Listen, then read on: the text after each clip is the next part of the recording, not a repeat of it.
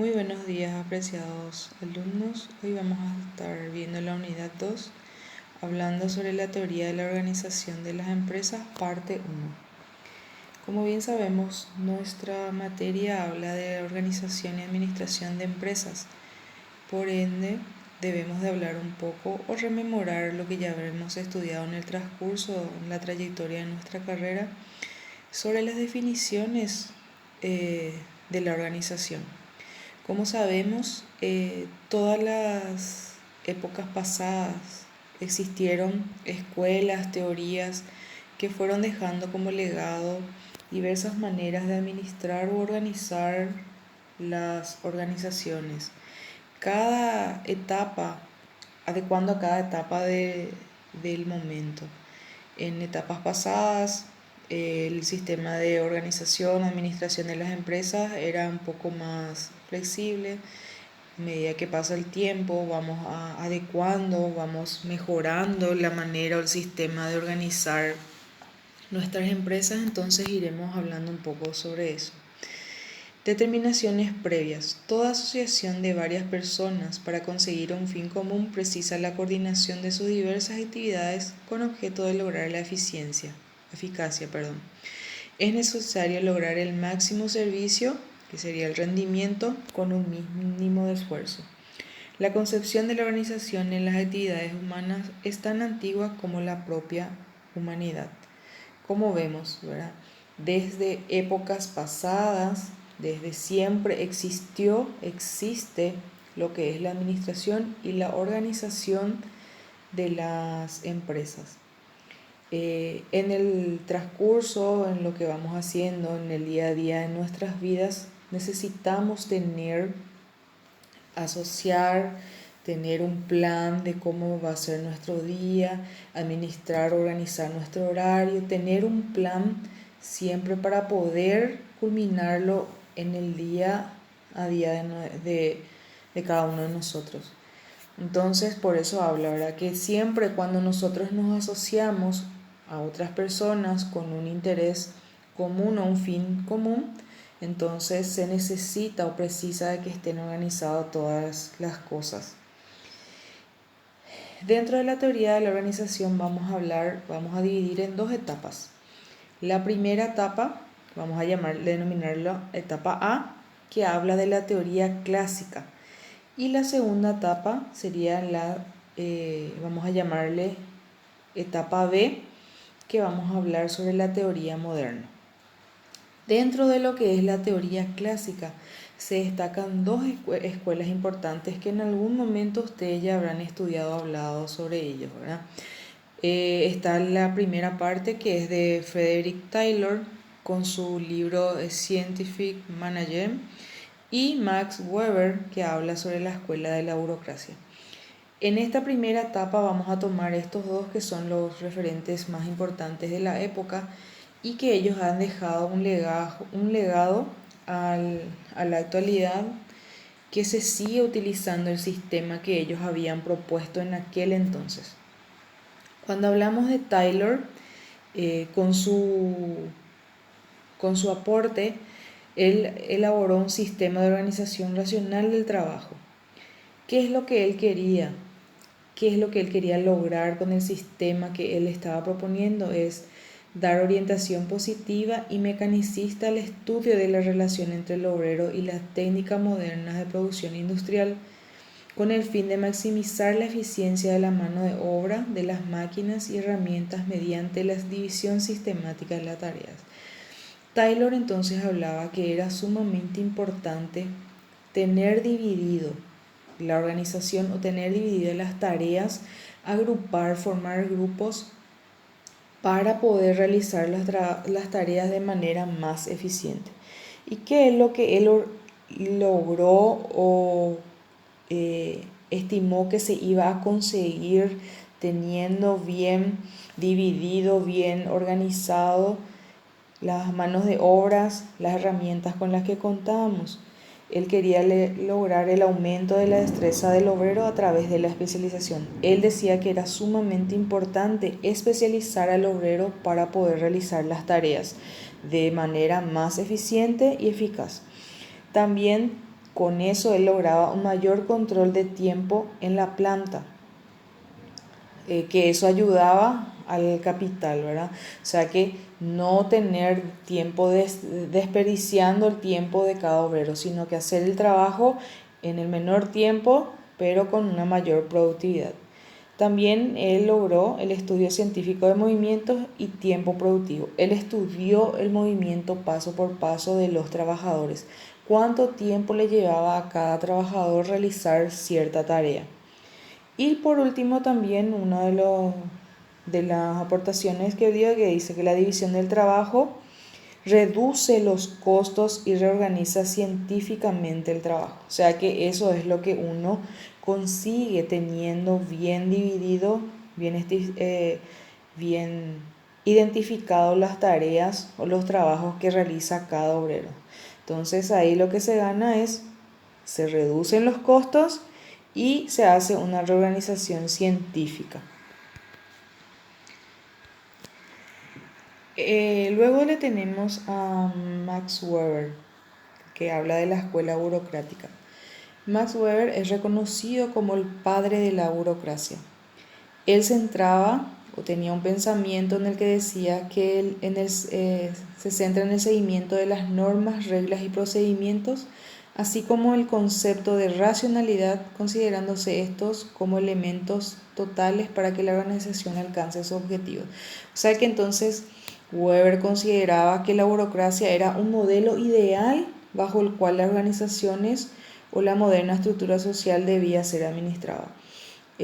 Weber se aproxima más al sistema de estructura o sistema del trabajo de la administración pública de nuestro país actualmente, ¿verdad? O sea que los trabajos, los procedimientos son mucho más burocráticos. Por ende, al ser más burocráticos, los convierte en algo un poco más lento, ¿verdad? Ya que existen ciertas etapas o procesos que se deben de seguir tal cual se planteó o se ha propuesto.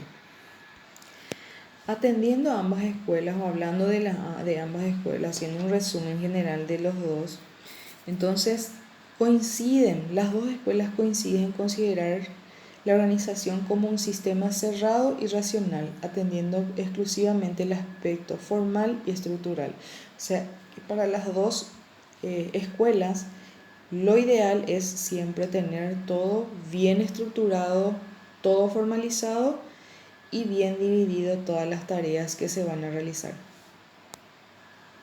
Sus postulados básicos son la gran especialización de las tareas, que es lo que ya estuvimos hablando en la época de Taylor, ¿verdad? De que para él es sumamente importante especializar al funcionario, que la empresa va a ganar teniendo a su funcionario especializado. Otro habla de procedimientos rígidos, que se deben de seguir los procedimientos, los pasos, cómo se deben realizar las tareas. Luego habla de una línea jerárquica rígida, ¿verdad? Como bien sabemos, dentro de todas las organizaciones existen las líneas jerárquicas, ¿verdad? Que se deben de respetar.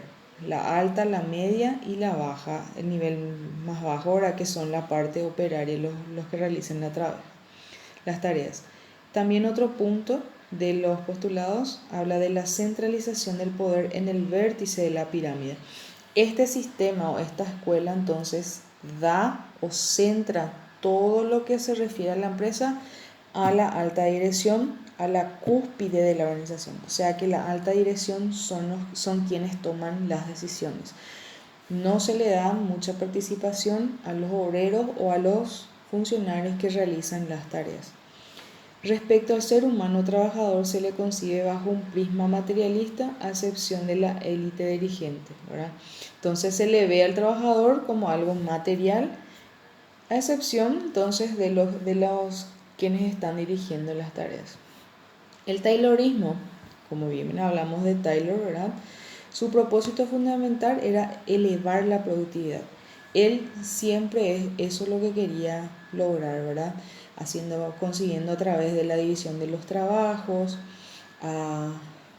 consiguiendo un menor costo de funcionarios o de mano de obra, pero elevando siempre la productividad de la organización. Otro punto habla de la causa de la ineficiencia de las empresas. Él decía, según Taylor, que los trabajadores eran los causantes muchas veces de que las empresas o las organizaciones fracasen, ¿verdad? Por eso él hablaba mucho, siempre centraba en que se debía especializar al trabajador. Y hablando del punto de vista de trabajadores, él decía que eran meros factores de producción que es posible programar y controlar de la forma más adecuada. O sea que él decía que si el trabajador estaba controlado, él siempre va a dar un mayor rendimiento o va a hacer mucho mejor las cosas o las tareas que se le fue asignando. Postulados básicos de Taylorismo seguimos, ¿verdad? La causa de la ineficiencia de las empresas es la holgazanería. Como ya vimos en el punto anterior, ¿verdad? La holgazanería. O sea que si el personal no se siente motivado, no está satisfecho o tuviese algún problema con alguien dentro de la organización, eso va a acarrear un problema o una estabilidad, ya sea en la producción de los productos, entonces eso va a disminuir o va a ser una pérdida para la organización. Hablaba también de los trabajadores manuales son incapaces de reflexionar. Él decía, por eso que el postulado de Taylor centra o da prioridad a lo que dice o toma las decisiones que toman la alta dirección, o sea, la cabeza, los que están dentro de la cúspide. Hablaba también de que el trabajador no desea iniciativa en su trabajo. Él necesita ser controlado, necesita de una persona que lo oriente para poder llevar adelante las tareas que va a realizar. También el trabajo en grupo es negativo. Él decía de que el trabajo en grupo no siempre es efectivo, que muchas veces es negativo, dependiendo de las personas quienes conforman el grupo. Y hablaba de que el único factor de motivación, él decía que el único factor de motivación era el dinero. Entonces, para Taylor, la motivación principal de todo ser humano era el dinero nada más. Su esquema normativo, a través del estudio científico, se determina la forma adecuada de hacer un trabajo. Hombres para pensar y hombres para efectuar. O sea que se debe siempre hacer un estudio adecuado de cómo se va a realizar las tareas. Por eso él hizo un estudio de tiempos y movimientos. Allí vemos nuevamente que Taylor decía que la única motivación de los ejecutores es el dinero. Y luego hablaba también de que los trabajadores deben ser aptos para la tarea, por eso se debe hacer una selección cuidadosa y se debe hacer una fragmentación máxima de las tareas. O sea, se debe hacer una buena división para cada tarea y para que cada trabajador se haga responsable de la parte que le corresponda. Luego tenemos la etapa B que estuvimos hablando, ¿verdad? En esta parte vamos a hablar de la teoría moderna, que hay que destacar dos vértices, que habla de la teoría del individuo y la teoría del grupo, que la teoría del grupo se habló en una época, el fundador es Fayol, la Escuela de Relaciones Humanas. Los teóricos modernos de la organización formulan diferentes puntos de vista centrándose sobre todo en el estudio de problemas tales como el trabajo, el grupo de trabajo, el liderazgo, la comunicación, la toma de decisiones, es decir, el estudio de la organización informal, evitando en lo posible la estructura de organización formal. Taylor, como vimos, él hacía énfasis a una organización formal, o sea, debía de estar bien estructurado las organizaciones, bien divididas los trabajos que se iban a realizar y debían de estar bien capacitados las personas, los obreros, ¿verdad? En esta teoría, en esta segunda etapa que habla de la teoría moderna, es lo contrario. Se hace énfasis a la organización informal. ¿Y qué es la organización informal? La organización informal es cuando se surge o cuando se da entre los compañeros de trabajo, el relacionamiento que existe entre ellos, la forma de realizar el trabajo que no esté estipulado dentro de ningún documento o dentro de la estructura. Es como que el funcionario, las personas buscan la mejor manera de poder realizar el trabajo sin necesidad de seguir ciertas normas o procedimientos a cabalidad.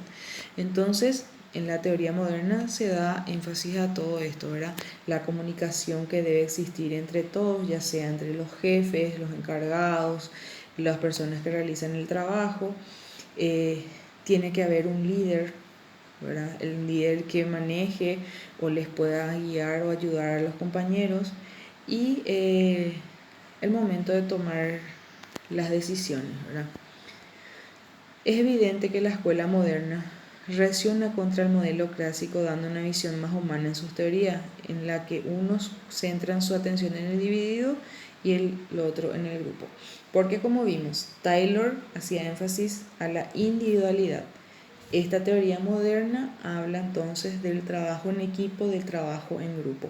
Esa es otra diferencia entre las dos teorías, los dos legados que tenemos, ¿verdad? Muy a pesar de la novedad de sus postulados, siguen considerando la organización como un sistema cerrado y su afán se centra en lograr la máxima eficiencia en el funcionamiento organizativo, ¿verdad? Entonces, el fin de ambas escuelas siempre va a ser lograr la eficiencia, la máxima eficacia en el funcionamiento de la organización en sí. En ese punto sí es donde ambas o todas las teorías llegan a un acuerdo, ¿verdad? Ese es el punto en el que todos coinciden.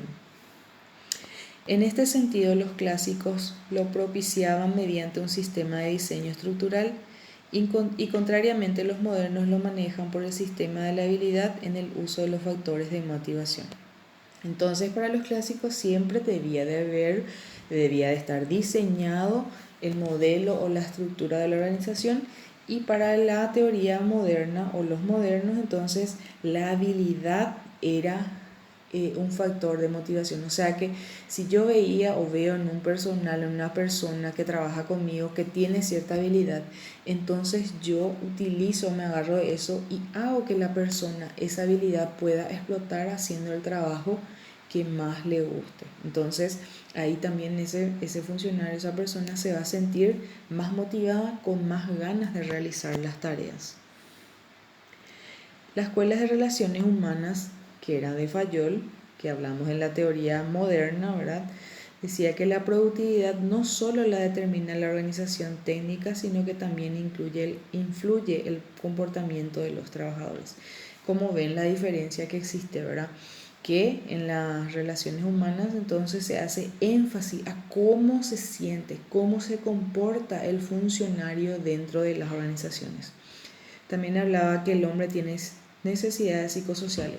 Todos los seres humanos necesitamos estar rodeados de otras personas, ¿verdad? Necesitamos tener una interacción constante con otros seres humanos. Entonces, esa es una necesidad que todos debemos también cumplirla, ¿verdad? El hombre no solo se mueve por estímulos económicos, lo contrario que decía Taylor. Taylor decía que lo único que movía al hombre o lo único era la parte monetaria. Sin embargo, en la teoría moderna habla de que no todo es dinero, sino que más bien trata aquí, ¿verdad?, de que las personas cuando trabajan en grupo y se sienten bien en el grupo de trabajo, entonces esa también es una motivación y eso no requiere de la parte monetaria. Si yo me voy a trabajar en un lugar en donde yo no me siento, no estoy acorde, no me siento bien, no me siento cómoda, por más de que me den un salario muy jugoso, pero con el paso de los tiempos eso va a acarrear un problema en mi estado emocional y voy a caer en lo que es la salud mental, ¿verdad? Que es lo que muchas veces ahora también ocurre en la actualidad. Hay muchos problemas de estrés, de cansancio, desmotivación, ¿verdad? A consecuencia de eso. O sea que para el ser humano no todo es solamente la parte económica. Es cierto, la parte económica ayuda y bastante, pero la persona necesita sentirse satisfecha con las personas con quienes comparte o trabaja. El hombre, además de individuo, actúa como miembro de un grupo. todos. El esquema normativo de las relaciones de la Escuela de las Relaciones Humanas. Aquí vemos, ¿verdad?, que Fayol decía que cuanto más satisfacción es igual a más motivación. O sea que cuanto más satisfecho se sentía el funcionario, la persona que trabajando en las organizaciones, eso acarreaba más motivación. A más motivación, mayor productividad también, ¿verdad? Entonces, más satisfacción, más motivación, mayor productividad. La preocupación por los trabajadores es instrumental, o sea que eso es lo que era principal para Fayol, para la Escuela de las Relaciones Humanas. Factores de motivación más importantes, según Fayol, o de las relaciones humanas, era que mejoraba la comunicación, la participación de los trabajadores en la toma de decisiones y la implantación del grupo. Todo lo contrario, ¿verdad?, a la otra teoría, la teoría clásica. En las relaciones humanas, entonces, los factores de motivación eran que exista una buena comunicación, una comunicación fluida del funcionario con los directivos, con los encargados, con la alta dirección, ¿verdad? Se le daba participación. En la teoría clásica era que hablaba de que las decisiones lo tomaban la alta dirección, solo ellos. En la teoría de las relaciones humanas, entonces se le da participación a los trabajadores para tomar ciertas decisiones.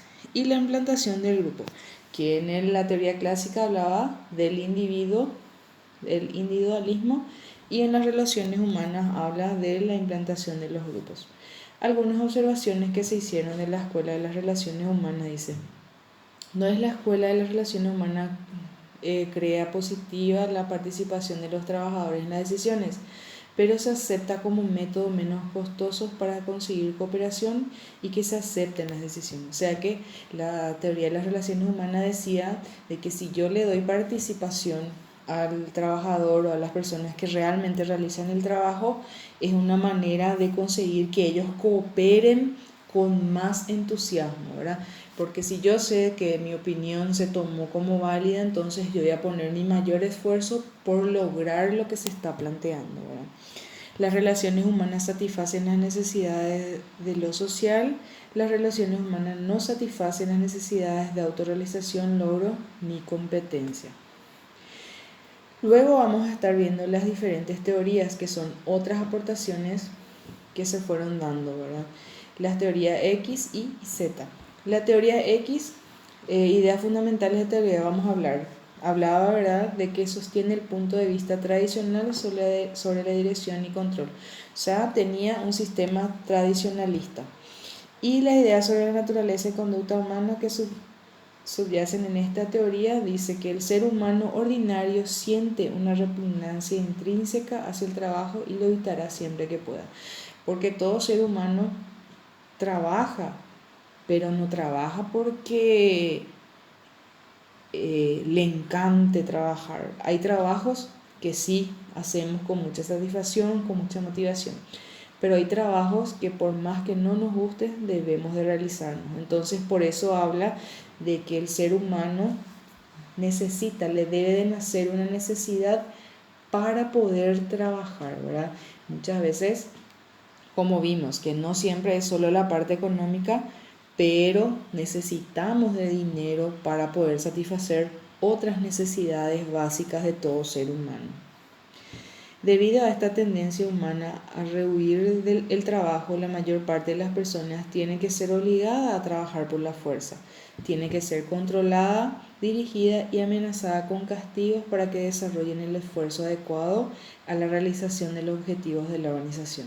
Entonces aquí estamos viendo, ¿verdad?, qué es lo que muchas veces el hombre necesita ser obligado, necesita ser controlado para que haga el trabajo y se le tenga amenazado con castigos. Por ejemplo, si tuviste una reducción de tu producción, entonces vas a percibir menos tu salario.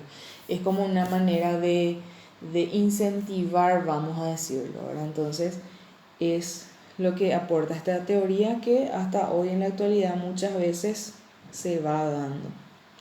El ser humano común prefiere que lo dirijan, quiere evitar responsabilidades, tiene relativamente poca ambición y desea más que nada su seguridad. Muchas veces hay ciertas personas que tienen capacidades mucho más amplias que otros funcionarios, ¿verdad? Pero hay personas que prefieren, se sienten cómodos, que otra persona venga y tenga que decirle, bueno, vamos a hacer esto, hace esto, vamos a hacer aquello, hace de esta manera. Necesita de ser controlado. Cuanto menos responsabilidad él tenga, él se va a sentir mucho mejor. Porque hay personas que no tienen la capacidad de trabajar bajo presión. Entonces también esto se aplica hasta ahora. Entonces, dando una conclusión de lo que es la aportación de la teoría X, la conclusión dice que necesidad de una dirección autoritaria. O sea que necesito que alguien me dé órdenes. Entonces es la conclusión que nos deja esta teoría. La teoría I, que habla de los postulados básicos, dice que el desarrollo del esfuerzo físico y mental en el trabajo es tan natural como el juego o el descanso, ¿verdad?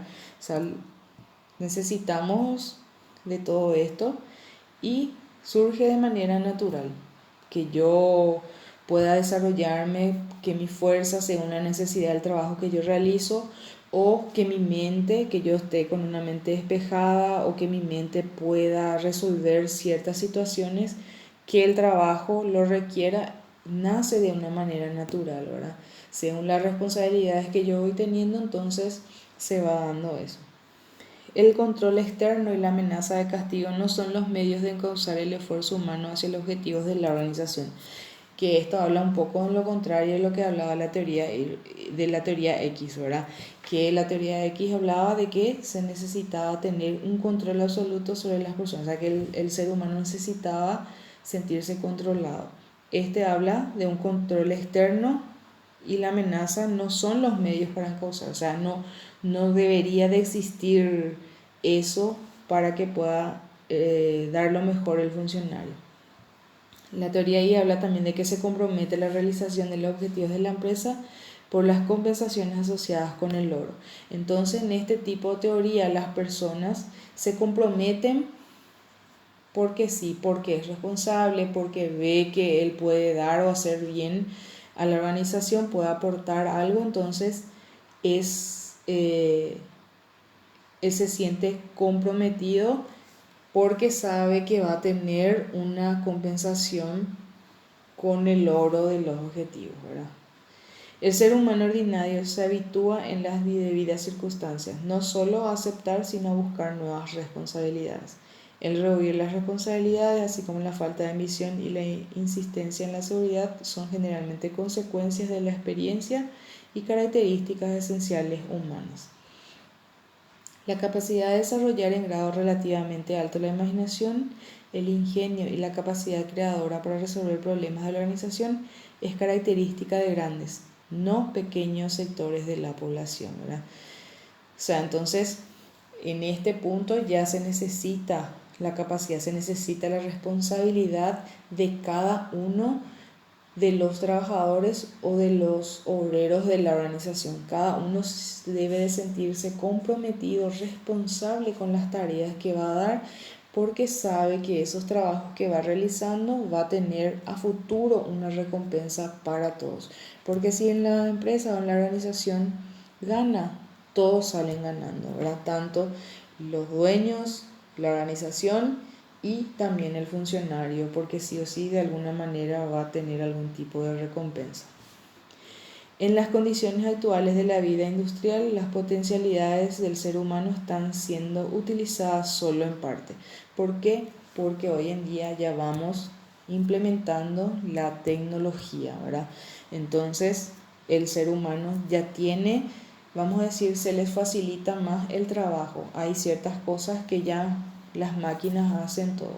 Siempre necesita, ¿verdad?, de una persona especializada para que pueda manejarlo, pero ahorra tiempo y también esfuerzo con esas herramientas. Y en conclusión, la teoría I habla de una necesidad directiva participativa, o sea que en este se debe de participar. En la teoría X hablaba de autoritaria, ¿verdad? Una necesidad autoritaria de participación. En este habla de una necesidad directiva participativa. Entonces, cada funcionario se tiene que sentir con la necesidad de realizar el trabajo. La teoría Z habla de filosofía inspiradora. En la teoría Z establece la aplicación y adaptación del management japonés a las empresas occidentales. Habla más, esta teoría da más, se da más para los países orientales, ¿verdad? Siguiendo una acreditada orientación doctrinal, se podrían fijar las características del management japonés en 4 apartados. Si bien nosotros por razón de espacio y oportunidades vamos a sintetizar, ¿verdad? Dice, las empresas japonesas planifican a largo plazo lo que les es posible por cuestiones de financiación, porque exista un empleo de por vida, por una evaluación y promoción lenta y planificación del Ministerio Exterior Industrial. Entonces, a consecuencia de eso, las empresas hacen una planificación ya a largo plazo, o sea, con el tiempo va a requerir de mucho más tiempo. El segundo punto habla del proceso de toma de decisiones. En cosas importantes se decide por consenso. Proceso de decisión largo que implica una implantación corta, ¿verdad? O sea, ahí también ya se va, por eso habla de a largo plazo. No es que se van a tomar las decisiones ahí en el momento para solucionar, sino que mirando un poco más allá. Interés integralista por el individuo, ¿verdad? El respaldo social de la organización al individuo, o sea, dar la confianza a las personas que trabajan dentro de la organización. Y el otro punto habla del trabajo. La teoría Z también hace énfasis al trabajo en grupo, se potencia la rotación en puestos de la empresa para tener una visión amplia de la misma. El sistema de rotación es cuando una persona está en un departamento, pero llega a cierto tiempo y se le pasa o se transfiere a otro departamento diferente. ¿Para qué sirve esto? ¿En qué aportaría? Para que ese funcionario pueda conocer las etapas o los procesos que se realizan dentro de la organización, para no quedarse solamente con lo que él sabe hacer, sino que para que vaya conociendo todas las partes de la organización. También habla de una formación permanente y sindicato de carácter global y único. Ahora vamos a hablar un poco de lo que es la definición y estructura de la organización, ¿verdad? Siguiendo el estadista Sheldon, en su obra titulada The Philosophy of Management, la organización de una empresa es el mecanismo eficaz que combina el trabajo del individuo con las facultades necesarias para su ejecución, de manera que se logre la mejor utilización del esfuerzo disponible. O sea que si yo tengo algo en mi organización, tengo bien organizado y tengo las herramientas necesarias, lo que voy a hacer es ganar con el menor esfuerzo posible de cada uno de los participantes. Da ahí algunos conceptos, ¿verdad? Dice, concepto de organización se refiere a colectivos, no a personas individuales, sino de manera en conjunto, ¿verdad? No solo habla de uno solo, porque una sola persona no puede hacer o no se puede conformar una organización. Para que sea una organización se requiere por lo menos de 2 o más personas, ¿verdad? Tiene un sentido finalista. ¿Se hace para qué? Para conseguir algo. Siempre las organizaciones tienen un fin, un objetivo por lograr, ¿verdad? Una organización es identificable. Podemos distinguir quién pertenece a ella y quién no. Podemos ver sus límites, ¿verdad? Por eso que habla de la estructura dentro de la organización. Dentro de la estructura nosotros podemos ver e identificar quién o a qué parte de la organización yo estoy o correspondo, ¿verdad? Y interactúa con su entorno. Sus principios fundamentales. ¿Cuáles son los principios fundamentales de la organización? Son la división del trabajo y la coordinación. Toda organización puede considerarse bajo 2 perspectivas. Primero habla de la dimensión horizontal Y la dimensión vertical. Cuando hablamos de la dimensión horizontal, que corresponde a la división técnica del trabajo y representa la distribución de sus miembros en las diversas unidades organizativas, o sea que todos los departamentos o áreas que conforman la organización. Y cuando hablamos de la división vertical, que se refiere a la división social del trabajo, ya que los miembros están colocados en diferentes estratos según las diferencias de acceso a las recompensas y a las fuentes de poder. La manera horizontal es cuando vemos quién está a mi lado, el que trabaja y hace mi mismo parecido trabajo. Cuando hablamos de manera dimensión vertical vamos viendo por escala, ¿verdad? Van apareciendo las escalas, ¿verdad? Y cada escala va teniendo una responsabilidad mayor, por ende una mayor recompensa también. Vamos a hablar de los diferentes principios que tiene la organización, ¿verdad? El primer punto habla del principio de objetivo. El principio de objetivo se refiere a que todas las actividades establecidas en la organización deben estar relacionadas con los objetivos y propósitos de la empresa.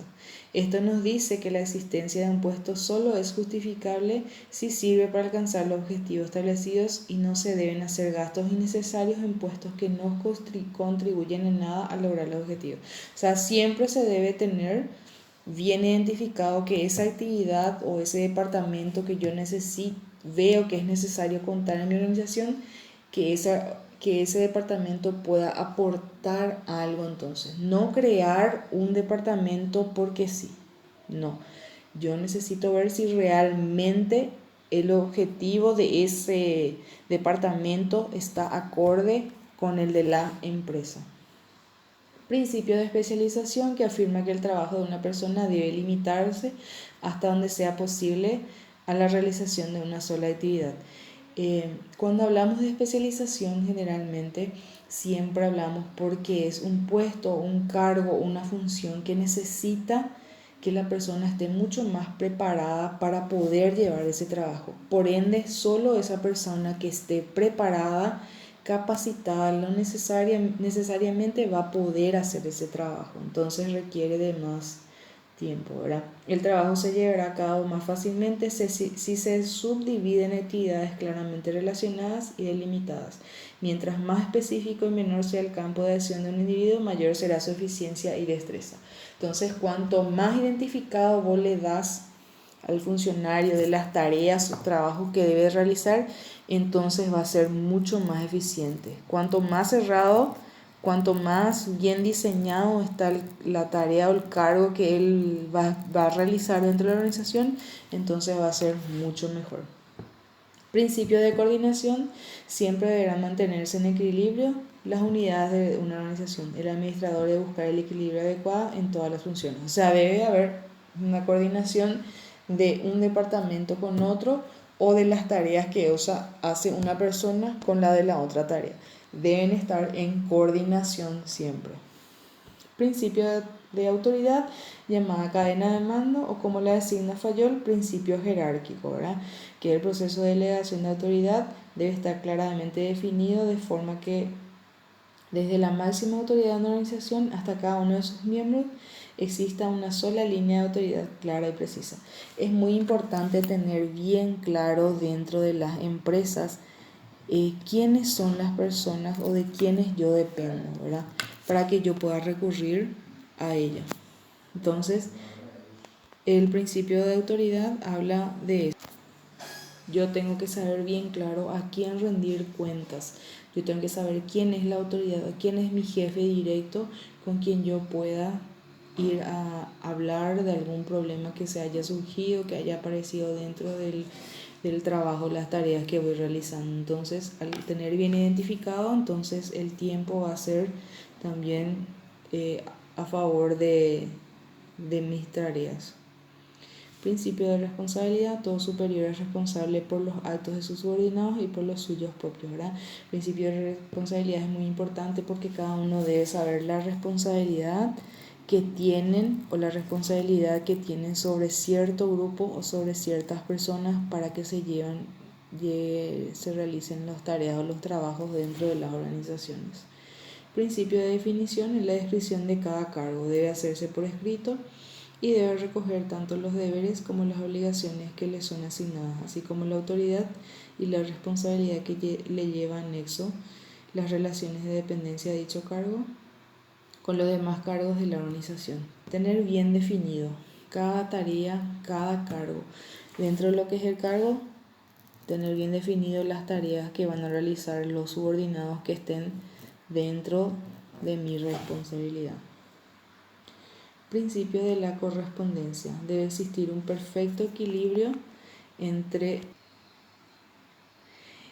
la autoridad y la responsabilidad asignada a cada uno de los cargos. No es posible conceder autoridad a un cargo sin hacerle responsable y viceversa. Ahora, siempre debe haber una correspondencia. Si yo ordeno a mi funcionario que me haga cierta tarea, también él debemos delegarle con autoridad y un poco de responsabilidad para que él pueda llevar a cabo eso, ¿verdad? Principio de amplitud de control es hasta dónde, quiénes, cuánta cantidad de personas. Siempre es necesario poner un límite de cantidad de personas que van a estar bajo mi responsabilidad, a quien yo pueda controlar, guiar en el proceso de realización del trabajo, ¿verdad? Debe haber un límite en cuanto al número de subordinados que deben reportar a un ejecutivo de manera que se pueda realizar sus funciones con eficiencia. Ubit dice que un gerente no debe ejercer autoridad directa a más de 5 o 6 subordinados con el fin de asegurar que no esté sobrecargado y pueda en determinado momento tener funciones de mayor importancia.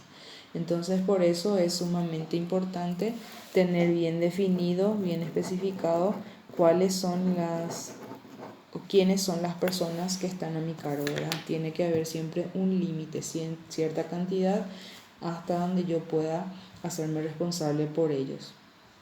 Principio de equilibrio. El conjunto de unidades de la organización debe ser homogéneo en cuanto a la presentación y capacitación del personal de su organización, de sus posibilidades, su equipo y su autoridad, ¿verdad? Debe haber un equilibrio, entonces tiene que ser homogéneo, igual para todos los funcionarios, ¿verdad?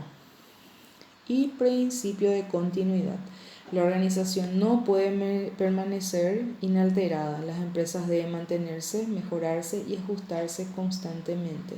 Debe haber un mejoramiento continuo. Entonces, las empresas hoy en día, con más razón, ¿verdad?, con las facilidades tecnológicas, las herramientas que se van apareciendo, las empresas sí o sí deben de actualizarse, deben de mejorar siempre la calidad de la producción, el servicio que prestan, dependiendo al tipo de trabajo o de que está ofreciendo el mercado, ¿verdad? Siempre deben de estar en continuo mejoramiento, siempre cada día tratar de ser mejores. Bueno, es todo por hoy. Muchas gracias.